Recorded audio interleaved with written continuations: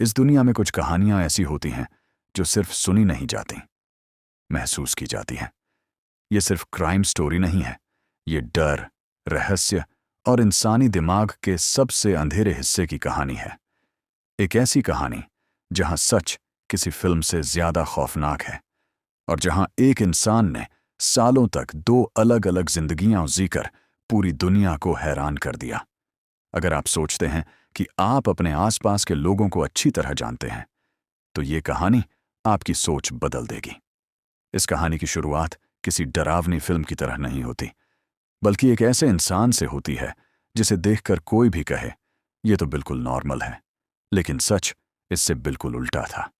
ये कहानी है उस शख्स की जिसने सालों तक एक डबल लाइफ, दिन में एक जिम्मेदार नागरिक और रात में एक ऐसा नाम जिससे पूरा कैलिफोर्निया कांप उठता था, जोसेफ जेम्स डिएंगेलो। और यही बात इस कहानी को और भी खौफनाक बनाती है, क्योंकि असली डर हमेशा वही होता है जो हमारे सामने होकर भी हमें दिखाई नहीं देता। 1970 के दशक की शुरुआत, शांत गलियां, परिवारों से भरे घर, बच्चे साइकिल चलाते हुए और लोग बिना किसी डर के अपनी जिंदगी जी रहे थे। लेकिन इसी सुकून के पीछे एक छुपा हुआ खतरा धीरे धीरे आकार ले रहा था। पहले छोटे छोटे क्राइम्स, घर में घुसकर सामान चुराना, लोगों की पर्सनल चीजों को इधर उधर करना, जैसे कोई सिर्फ चोरी नहीं बल्कि लोगों के दिमाग से खेल रहा हो। उस समय उसे नाम दिया गया विजालिया रनसैकर। पुलिस को समझ नहीं आ रहा था कि ये कोई आम चोर नहीं है। वो बार बार एक ही पैटर्न फॉलो करता, लेकिन हर बार इतना सावधान रहता कि कोई ठोस सबूत पीछे नहीं छोड़ता। फिर अचानक ये क्राइम्स और खतरनाक हो गए। अब ये सिर्फ चोरी नहीं थी। 1976 के आसपास वही शख्स एक नई पहचान के साथ सामने आया, ईस्ट एरिया रेपिस्ट। वो रात के अंधेरे में घरों में घुसता, पहले विक्टिम्स को ऑब्जर्व करता, उनकी रूटीन समझता और फिर एकदम सही समय पर हमला करता।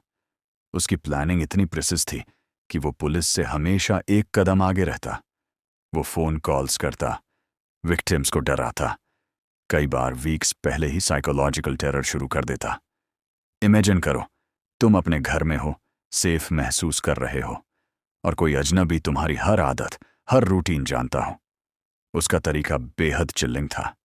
वो घर में घुसने से पहले आसपास की पूरी मैपिंग करता, एस्केप रूट्स तैयार रखता और कभी कभी तो खुद पुलिस स्कैनर सुनता ताकि उसे पता रहे कि पुलिस कहाँ है। ये सिर्फ एक क्रिमिनल नहीं था, ये एक स्ट्रैटेजिस्ट था। 1980 के दशक तक आते आते सिचुएशन और भी हॉरिफाइंग हो गई। अब वो ओरिजिनल नाइट स्टॉकर बन चुका था। क्राइम्स एस्केलेट होकर मर्डर्स तक पहुंच गए। विक्टिम्स रैंडमली सेलेक्ट नहीं होते थे, वो केयरफुली चूज करता, सर्विलांस करता और फिर हमला करता। हर क्राइम सीन पर एक ही बात कॉमन थी, कंट्रोल, साइलेंस और एक टेरिफाइंग पेशेंस। वो जल्दी में नहीं होता था, वो पैनिक नहीं करता था, वो जैसे हर मोमेंट को प्लान करके चलता था। सबसे शॉकिंग बात ये थी कि इस पूरे समय जोसेफ जेम्स डिएंगेलो एक एक्स पुलिस ऑफिसर था। उसने कानून को सिर्फ सीखा नहीं था, उसे डीपली समझा था। उसे पता था इन्वेस्टिगेशन कैसे होती है, एविडेंस कैसे कलेक्ट होता है और कैसे खुद को इनविजिबल बनाया जाता है। यही वजह थी कि वो सालों तक पुलिस की पकड़ से बाहर रहा। धीरे धीरे क्राइम्स रुक गए, जैसे कोई अचानक गायब हो गया हो। 1986 के बाद कोई मेजर इंसिडेंट सामने नहीं आया। केस ठंडा पड़ गया। लोगों ने सोचना शुरू कर दिया, शायद वो मर चुका है या कहीं दूर चला गया है। लेकिन असली सच्चाई ये थी कि वो यहीं था, एक नॉर्मल जिंदगी जीते हुए। पड़ोसी उसे जानते थे, फैमिली के साथ रहता था, बच्चों के साथ खेलता था और किसी को अंदाजा नहीं था कि ये वही इंसान है जिसने कभी पूरे राज्य में डर फैला दिया था। साल गुजरते गए, डेकेड्स बीत गए, लेकिन विक्टिम्स के दिल में वो डर जिंदा रहा। उनके लिए ये कहानी कभी खत्म नहीं हुई। पुलिस के पास कुछ डीएनए एविडेंस था, लेकिन उस समय टेक्नोलॉजी इतनी एडवांस्ड नहीं थी कि उसे मैच किया जा सके। फिर आया 2018, एक टर्निंग पॉइंट, जेनेटिक जीनोलॉजी, एक नई तकनीक जिसने पुराने केसेस को फिर से खोल दिया। इन्वेस्टिगेटर्स ने डीएनए को पब्लिक जीनोलॉजी डेटाबेस से कंपेयर किया, फैमिली ट्रीज बनाए और धीरे धीरे एक सर्कल छोटा होता गया और फिर एक नाम सामने आया, जोसेफ जेम्स डिएंगेलो। जब पुलिस उसके घर पहुंची तो वो कोई मॉन्स्टर जैसा नहीं दिखता था। एक बूढ़ा आदमी, सफेद बाल, शांत चेहरा, जैसे किसी को नुकसान पहुंचाने की कल्पना भी न कर सके। लेकिन जब डीएनए मैच हुआ तो सच्चाई सामने आ गई, ये वही इंसान था। 2018 में उसकी गिरफ्तारी हुई। दुनिया शॉक्ड थी। कैसे कोई इंसान इतने सालों तक इतनी परफेक्ट डबल लाइफ जी सकता है।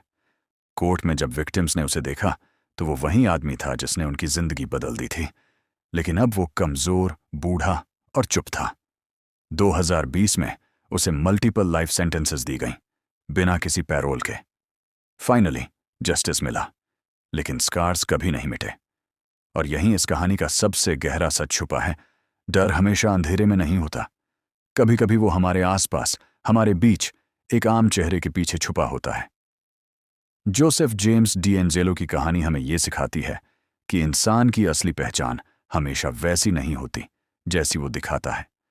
इस कहानी का अंत जेल की सलाखों के पीछे जरूर होता है, लेकिन इसका असर आज भी जिंदा है, हर उस इंसान के दिल में जिसने सालों तक उस अनदेखे डर के साथ जिंदगी बिताई, और हर उस सवाल में जो आज भी गूंजता है, क्या हम सच में किसी को पूरी तरह जान सकते हैं?